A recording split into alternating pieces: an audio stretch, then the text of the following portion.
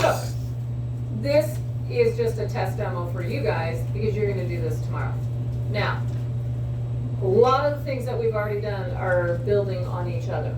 Okay, you made angel food cake, you made macarons, we've done cream puffs, all right? Those scaffold and build on each other. And each skill that you guys have done has an application in the culinary world, okay? So as part of a CTE, that's what we have to do. That's why you're doing such a variety of different things, because they each entail some sort of a skill in the culinary world. Doesn't mean you're going to do that, but it means those are skill sets and techniques that we're tasked with showing you how to do. Now, how many of you ever made an angel food cake? Okay, other than the class. Okay, so one or two, right? So that's a new skill. I gave you a recipe and you were tasked with just doing it.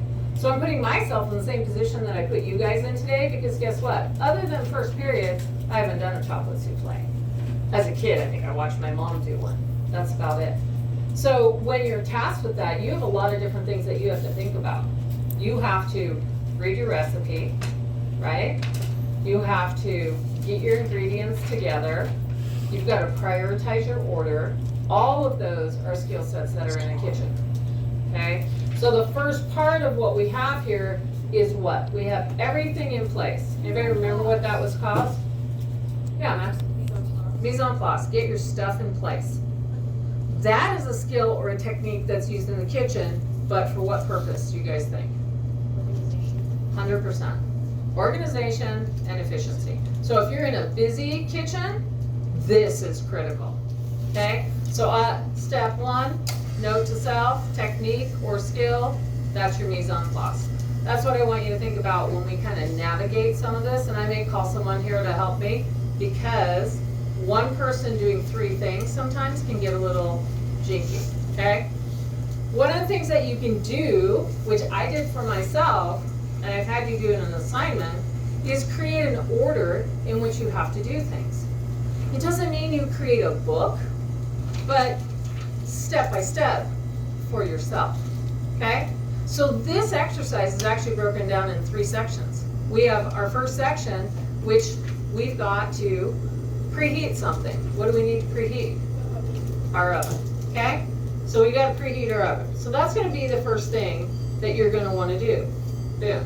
You preheated your oven. As you're working in a team, when I ask you to give each other a task, that's what you have to think about. First step, when someone else is preheating your oven and getting all your tools in place, someone else needs to be getting all your ingredients in place, okay? There's 2 of you, so you're gonna have to tag team that, right? So, as you go through, boom, we preheated our oven. Next thing we have to do is we have to prep for what? Yeah, our ramekins need to be ready, and they have to be ready to go. So we need to butter and sugar them. That's part of your recipe. What I did is I already have room temperature butter that's from this morning. Now, I'm gonna kind of cheat a little and wipe this butter around here, and then how should I wipe the butter around? Should I be going all the way around in weird circles, or what did we learn in the video we watched? Up and down. Okay, so I just put the butter in there, and now I'm just going to take an up and down motion. Now this is not a pastry brush, but believe it or not, we don't have one in here. So I'm using a barbecue brush. After we do that, what do we have to do with that ramekin? Sugar it. Technique-wise, what would you call that? Preparation, right? We're just getting prepared. Max, I had you give me brown sugar. Will you grab me granulated?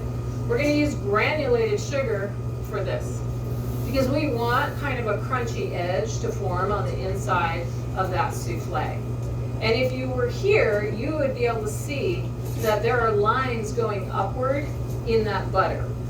Why? Thanks. Why are those lines beneficial, do you think? It helps it rise.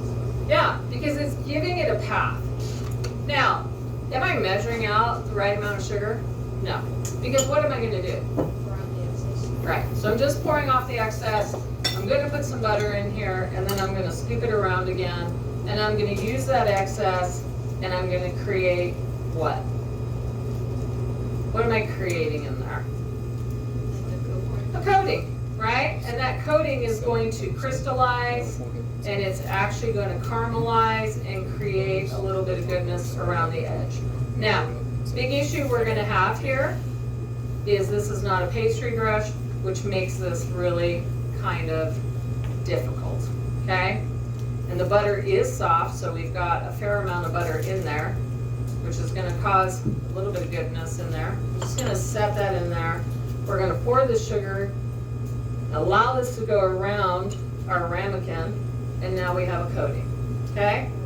So in theory, this recipe is actually going to make 3 to 4 ramekins. Now, what I did in first period, too big a ramekin. So we actually made 3. So in doing this, again, we're going through that same motion. This is just prep and technique. Now, the proper tools, are those important? Yeah, this is definitely not the proper tool that we want to use, okay? It is too bendy. It's not quite like a pastry brush. A pastry brush is going to have fiber. Yeah, it's like a paintbrush. That's the best description of it. It's pretty much like a paintbrush. So you got 2, whoop, got a mess, and we have our third one. Now, what do we need to think about? We've prepped, or prepping, our ramekin, right? Now what do we got to do that we can think of from the menu, or excuse me, from the video that we saw and the recipes we've kind of played with and looked at? Chocolate souffle has what in it? Eggs. Eggs. Yeah, so we're going to have to prep some eggs. What else does it have? Chocolate. Do we put hot chocolate on cold eggs? No. No. So what should our next step be, do we think? Getting our chocolate mixture going, okay? So once these are prepped, we're done. What could we do with them? We can put them in the fridge. Are we required to put them in the fridge? No, we're not. They don't have to go in the fridge, they can. By putting them in the fridge, what can they do? Keep that coating. Yeah, they can create a chill, keep that coating, and not melt, right? But we're gonna wing it today a little bit. There we go. In the interest of, if someone wants to go put these in the other fridge, go ahead and toss those in the other fridge. Mal, why don't you do that for me? Okay? So now we have our chocolate. Okay, the chocolate, do we have this on boil 100% all the way through, do you think? No. No.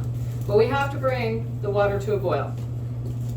Note to self, this is what we call a bain-marie or a double boiler. It means we have a pot of water that we're going to boil and put another bowl on it. But French term-wise, bain-marie, our term, Americanized, double boiler. This stovetop is what we call an induction stovetop. You're not going to see it very often. Most commercial kitchens are going to be a gas stovetop fire. But at induction, I can touch this and not burn myself, but this pot will heat up and I can burn myself on the pot, okay? When we set it to boil, what number would that be? Okay, you're gonna put it on high so that it's at a rolling boil, okay? So you want it to boil and you want a whole bunch of bubbles and you want that to heat up, okay? So this is gonna come to a boil, but then what do I need to do Make your mixture. when he gets back? So I need to use chocolate, right? So I'm going to have to measure out, in this case, it's 3 ounces of chocolate. Now, here's a nice note to self. On the inside of the Ghirardelli chocolate container, you've got cool directions. Okay, so you can use those. They have a recipe, and they also go through and talk about that double boiler method, which is also a skill and a technique. Okay, so that's something you should write down. The double boiler method, a skill and a technique. It also tells us that 2 squares of chocolate equal an ounce. Okay, so our 2 squares of chocolate, which is on this side, each bar, this is a 4 ounce bar, has 8 sections, half ounce each, which means 2 squares are 1 ounce. okay? And I need 3 ounces. So I need 3 sections. But do I trust that this is right? No. So 1 section, this is 2 squares, and I already have 2 squares. So I have 3 large sections there for my chocolate. Now, I don't trust it. Why? It's kind of an imperfect world, right? So we're going to zero out our scale, which we call tearing. We're going to put our chocolate in here, and we're going to measure it in ounces or grams. Depends what your recipe said. My recipe said ounces, so we're going ounces. Change our mode. I have 2.91 ounces, so I have almost 3 ounces. Can I put more chocolate in? Yeah. I can dice up a little more chocolate. It's not going to really hurt anything if I do that. So I'm going to put another piece in there. Then what do we need to do with our chocolate? Do we just toss all the chunks in? No. What do we have to do? Chop them up, right? So now, in chopping them, we're using another skill set, right? It's part of the dicing and slicing that we're gonna have to do. Now, you can have it a little more room temp if it's softer. Most of these, this is a hard chocolate. It's 60% cocoa, so it's going to be a little stronger chocolate taste. This recipe, or a chocolate souffle, is very, very rich, okay? It's very sweet, it's very rich. So we're gonna dice these up. Why do we wanna dice them again? Make it so that it melts like Easier to melt. Yeah. Really? Just easier to melt. If we had a big giant chocolate bar in there, it's gonna take a little longer for it to melt. So technique and process wise, double boiler, melting chocolate, part of the culinary world, part of baking and pastry, and a little bit of your knife skills. So all of these things you guys have already done, okay? Sometimes it probably doesn't feel like it because we're doing them on individualized recipes, but you're actually using a variety of skill sets as we go. And that's by design. Now, one thing I want all to keep in mind, you guys are near a sink, so as you're touching and doing, you're actually gonna be washing your hands. Yeah. As soon as he gets back. So, we are boiling right now. So we're gonna knock this down to simmer because we don't necessarily want to cook our chocolate. So we're knocking it down to a simmer. And then we're gonna put that chocolate in there, and I need a whisk, which I forgot. So we're gonna have to stir our chocolate, okay? We're gonna put all the chocolate in there, but we're gonna need another ingredient. So we're gonna put all this chocolate in there. We've measured our chocolate, so we know how much it weighs. We probably have a little extra, but we're gonna have some loss. What's our loss gonna be? A little bit of this stuff, right? So this is sitting down, it's just sitting above boiling water. I don't know if you can see in the mirror, it's already starting to melt, right? So it's starting to melt a little bit. So now what do we have in our chocolate? What do we need to put in that? We gotta put butter in. And our butter is 5 tablespoons of unsalted. It's already measured. That makes that very easy for us. So we have 5 lines, 1, 2, 3, 4, and 5. So you can just cut that. This is room temperature. It's already pretty soft. So I am not worried about cutting this into a whole bunch of little cubes because it is already soft. But what we have to do is be stirring our chocolate. Now this bain-marie or this double boiler is indirect heat. Okay, so you're not putting your chocolate right on the stove. Now what's another way you can melt chocolate? Yeah, you can melt it in the microwave. And lots of kitchens will because of the interest of time, but also because of the interest of space. So now what do we need to do with our butter? Goes in, okay? And we need to melt our butter in there. This is warm enough that this is gonna melt down, okay? let's see, Clarabelle, come over here, and I'm gonna have you just be stirring the butter and the chocolate. So Clarabelle's gonna have to constantly be stirring that on a continual basis. That's where your teamwork's gonna come in, right? But what else are we gonna eventually have to integrate into that? Egg yolks. Those are gonna go in our chocolate mixture. So we're gonna have to separate them, right? Note to self. Separating an egg yolk is going to be another skill set. I don't have. So you can go one of two ways. We can use a separator, or we can go old school and use what? The shell themselves. So I'm going old school right now because the separator I have, I meant to have a separate bowl up here, and I don't. So I'm going to leave that right there, take my eggs out of that. I'm going to put my yolk in there, because that yolk is going to be for what? The chocolate. Okay? You don't want to get any what in here? Shell. Or yolk. Okay, so what did I just get in there? Shell. So we got to get the shell out. I'm going to set this over here. I'm going to use our egg separator, another tool for the kitchen, and get this shell out of there. Okay? So we have our separator. Our chocolate, you can whisk it around a little harder. Our chocolate is almost done, and we only have one more yolk to put in there.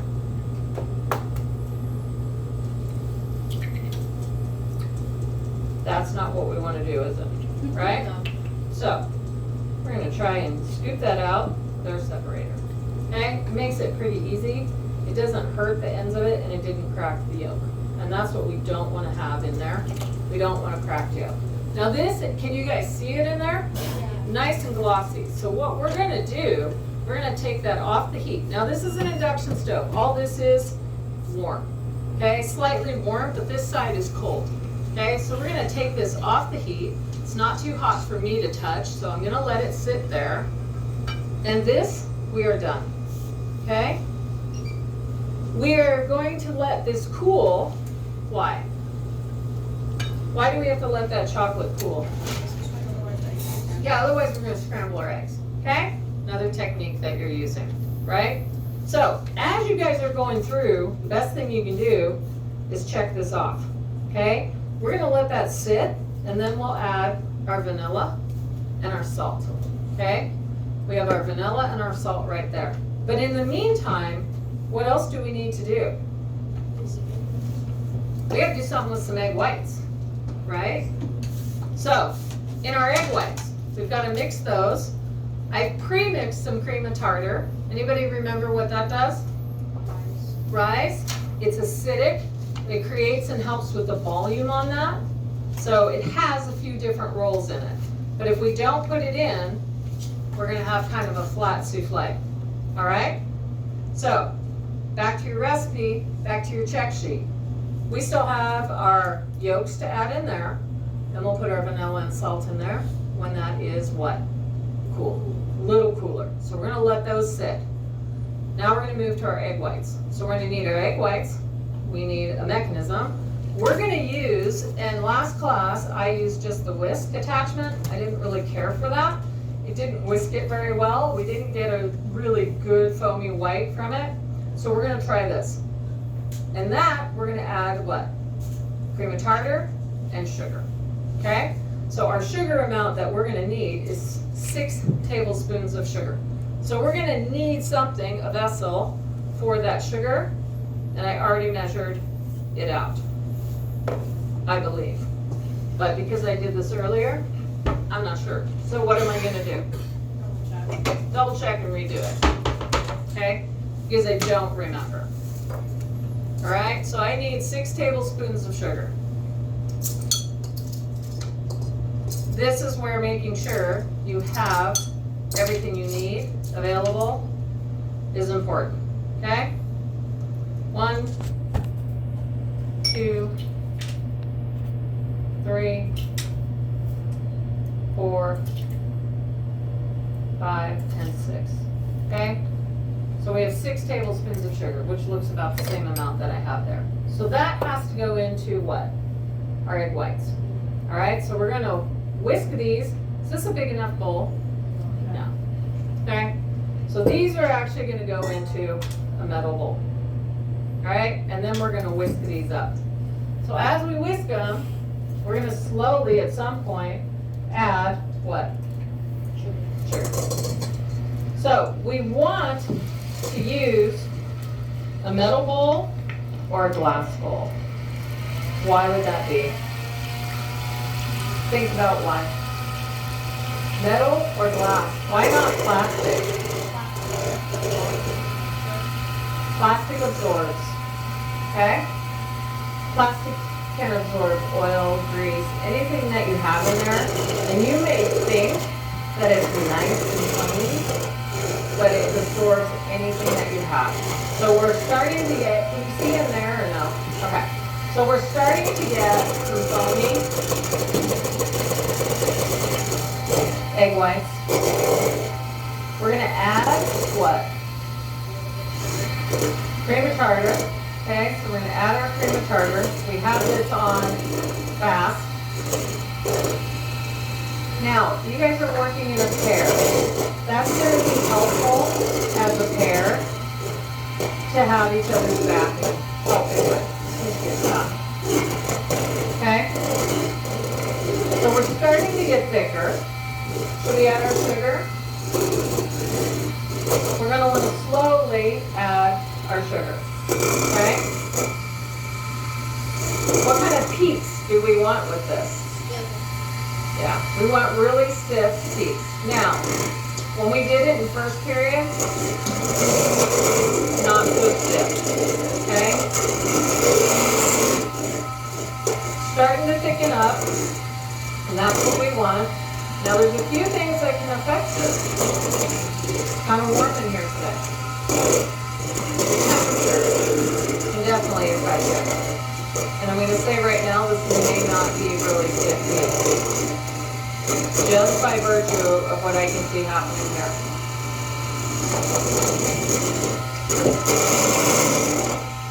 Now, when we did it, we got some rise out of the souffle. We didn't get as much as we wanted. And that's where continued practice is going to come into play. You want to do your recipe more than once, right? That kind of practice becomes critical. Let's see if we got anything here.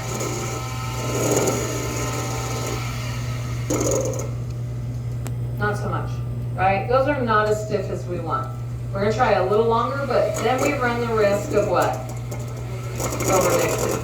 And then we break it. I don't know why that. Okay, that's not working. There we go.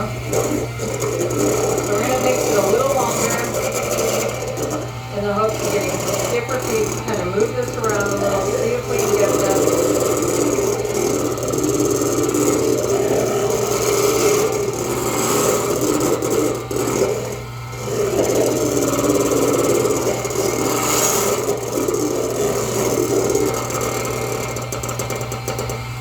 We got all our sugar in there. We have our egg whites in there. Fairly stiff, but not as stiff a peak as we want them to be. Okay? So, that's practice. That can be temperature, because I'm working around a hot oven. That can definitely affect it, but it's not falling out of the bowl. Okay? So that's a good thing. So we know we have some firmness to those egg whites. This chocolate, what do we need to do? Do I dump them all in together? No. So we're going to have to add these a little at a time. Now, that could be a problem. We'll see. 2 at a time. And we have to stir them. We can be fairly aggressive with stirring them, but the problem is we don't want to have what? Scrambled eggs. We don't want scrambled eggs. Okay? So we don't want a scrambled egg. The bowl is still fairly warm, but as you recall in the video, nice and glassy, chocolatey, kind of creamy. That's the effect that we want on there. We want that to be kind of pretty, watery, glazy, and shiny. Okay? However, now what do we got to do? Yeah, we've got to do some mixing. Now, was this a good thought on the bowl? What do you think? Because what do I have to do? It's not big enough to do Two things. Yeah, the bowl's really not big enough, right? Didn't think that out too well. But I do need to put a sacrificial scoop of what? Yeah. So we're going to do a sacrificial scoop of egg whites in here because we need to integrate the egg whites to the chocolate. Okay? So we're just going to whisk that in and do that sacrificial batch of egg white.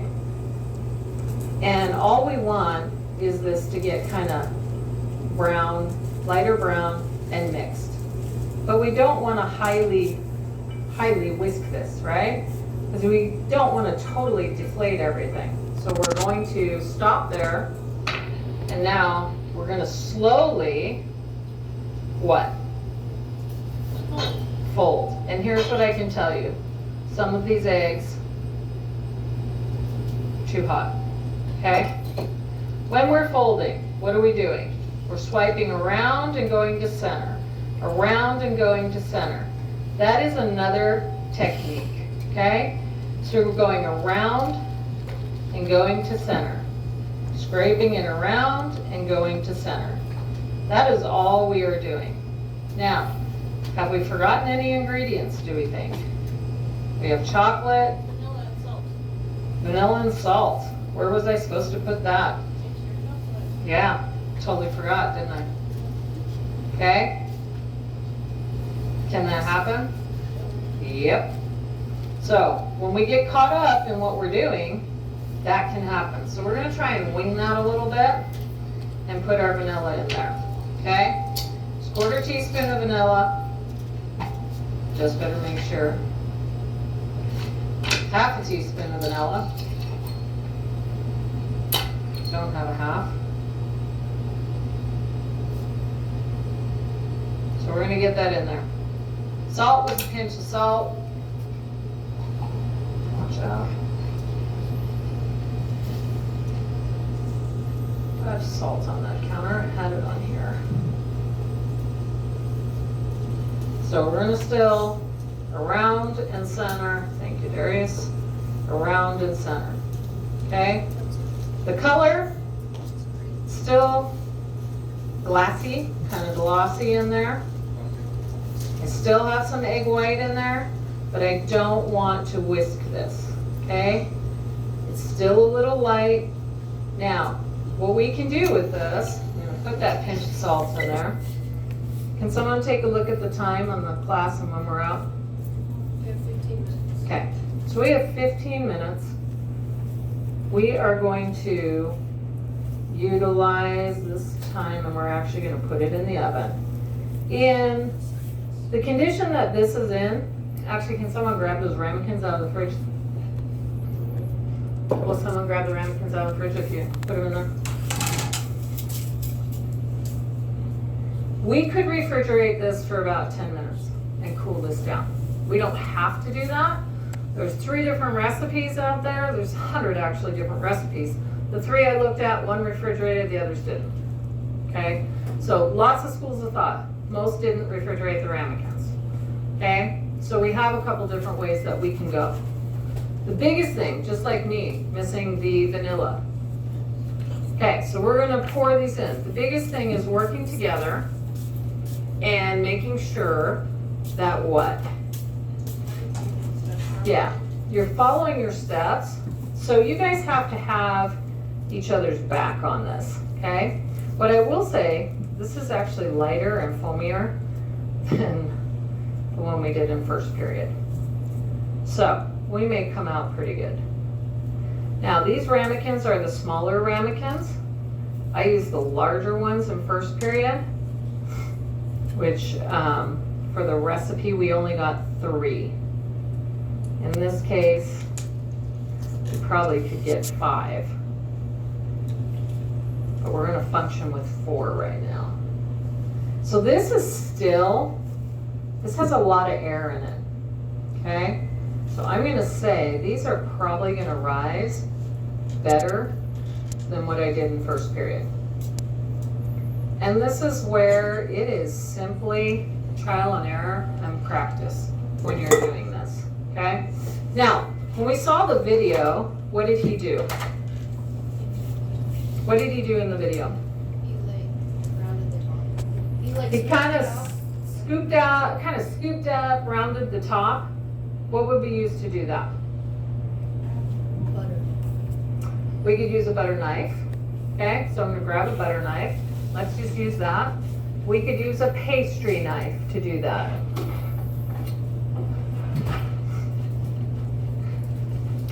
So, he didn't really touch this too much, right? He created a little bit of area away from what? The sides, and then just kind of flattened it a little. So we're just gonna spin it around. And this is far better than first period, I can tell you that already now. First period looked airier, but in the ramekin, not as airy. Now on these ramekins, there's a little layer, there's a little edge around them.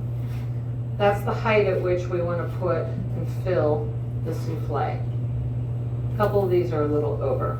This one's a little over. But is that going to be a bad thing?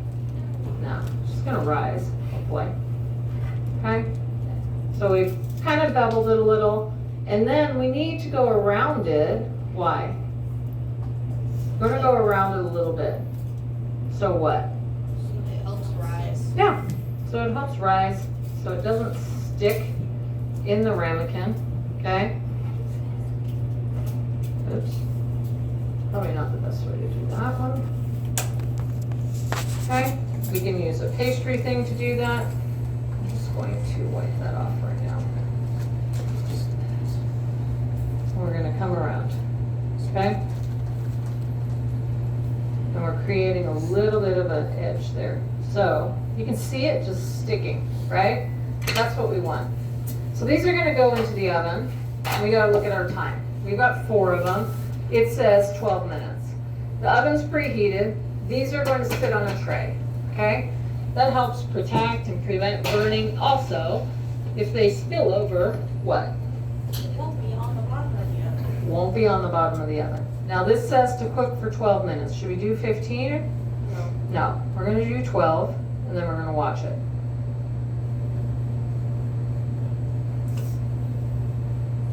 Okay, so we have a timer. Now, we've touched all our ingredients. We've gone through and done a step-by-step. So when you guys do this tomorrow, half of you do it tomorrow, half will do it next week. Some of you are gonna be in Scrubs camp. So if you're in Scrubs camp, yours will be next week. How many are gonna be in business week? Okay, so we'll have to work around some of that, all right? But here's some things I want you guys to think about. Our first technique, what was that? What did you guys come up with? Mise en place. Mise en place, right? And what did that mean? Put in place. To put in place. That's gonna be your first step tomorrow. Choose who is going to get equipment versus who is going to get product, okay? First step, equipment and product. Now, your mise en place is a professional skill. It's used in every culinary or every big kitchen, baking, pastry, or otherwise, because of the efficiency it creates in a kitchen. Think about times where you guys have been in your kitchen setting and it's been, okay, I'm gonna go get eggs. Okay, now I gotta go get this. You have so many multiples of movement, it's always back and forth and back and forth. And with 6 stations, that's 6 to 12 of you doing this constantly. It's not efficient. So when you develop that skill, that becomes a very efficient skill. It is something that eliminates your multiples of movement, and it allows a kitchen or a bake shop to work efficiently. Your second one, the melting of chocolate. The tool you used, what was that? Double boiler, bain-marie. Okay, either way, whatever we want to call that. That allows us to control a melting temperature. Okay, we can put chocolate in there. We're not cooking it. It's not on direct heat. So that's called controlled temp, controlled melting. That is essential in your baking and pastry because it affects texture, and it's in a multitude of recipes. If you were doing chocolate dipped strawberries, you're gonna wanna do that.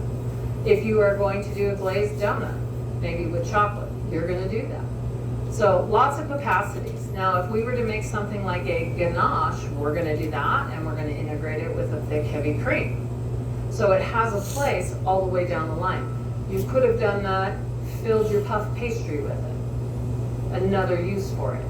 So the skill, control melting, okay? The use, it helps you learn how to prevent the breakdown of an ingredient. All right? That's another level. Us mixing, me mixing the eggs into the warm chocolate, another skill. How do we know how cool was too cool or not cool enough? I can see right now there's some separation, okay? That doesn't necessarily mean when those cook, they're not gonna taste good. They may not be as creamy as we want them to be, but it doesn't mean it's going to affect the flavor, more the texture, okay? But again, that's a skill and a technique that you have to grow and develop with. And that only comes with practice. Your egg whites, whisking our egg whites. We've so far learned, I've used 2 different pieces of equipment, and I'm not sure which one was better yet. So tomorrow, we'll use our stand mixers, and we'll see if we can get a thicker peak. The other thing that could affect it is it's warm back here. That can definitely affect the rise in the texture of the egg whites. Okay, so our temperature can definitely affect it. The whisking of those egg whites, that's part of every souffle recipe. It's also the technique of aeration. Okay, so if you're looking at the technique, that technique is aerating. Okay, we're infusing air into a product to create some lift and rise or fluffiness. All right, so you have a technique there that you've also learned and a skill. One of the things that we have to remember with our bowls is that they're very clean. If we have any residue on that glass bowl, that can affect your egg white. If we have any yolk in there, that can affect your egg white. So in dealing with the egg white, you're actually starting to kind of think about how a chemical reaction can occur too. So you have a little chemistry that's involved with baking. That's where your proper measurements really come into play. So we have tools like a bain-marie, we have a skill set, folding, circle and over, around in a circle and into the middle, around in a circle into the middle. That is a folding technique. So that's another technique that you utilize. We're not just going whisk, whisk, whisk, whisk, whisk. We're gently folding something so we can maintain an air capacity in those ingredients so that your souffle doesn't do what? Oh, Sink and fall. Okay? So that is another technique. Let's think. Your ramekins, that's just preparation. Okay? Falls under your mise en place, your preparation, how you prep it, and it goes back to your efficiency and what you're doing. Preheating your oven falls under your preparation. All of those come into play in any kitchen that you're going to ever work in. Now, this doesn't mean you're going to ever work in a kitchen, right? But those skills go with you. If you want to go home and make a souffle, even though we're taking about 50 minutes to do this, it would probably literally take you about 20 minutes to go through and get it done, as long as you had all your stuff ready to go. So it's not a really high timing type thing. However, can that souffle when we're done be kept overnight? no. No. Serve immediately. You have to serve immediately. So if you were gonna do it for like a dinner or a special occasion, you want all the stuff set in place and ready to go. And you have to know that you're in the kitchen for about 15, 20 minutes, you're letting it bake, and then you're serving immediately. That is another skill, that's your timing. So your technique and your timing all comes into play. So today, with all of these things, we've dealt with a chemical reaction, heat transfer, food principles, and then timing, observation, and some professional skills that you would use in a bakery. And that's why as you write down on your list, you should have virtually all these things in there. That's a function of the skill set in the culinary world or the baking and pastry world. All these skills, all these techniques. The timing and organization is going to be probably your bigger. Okay? You can stop, Daniel.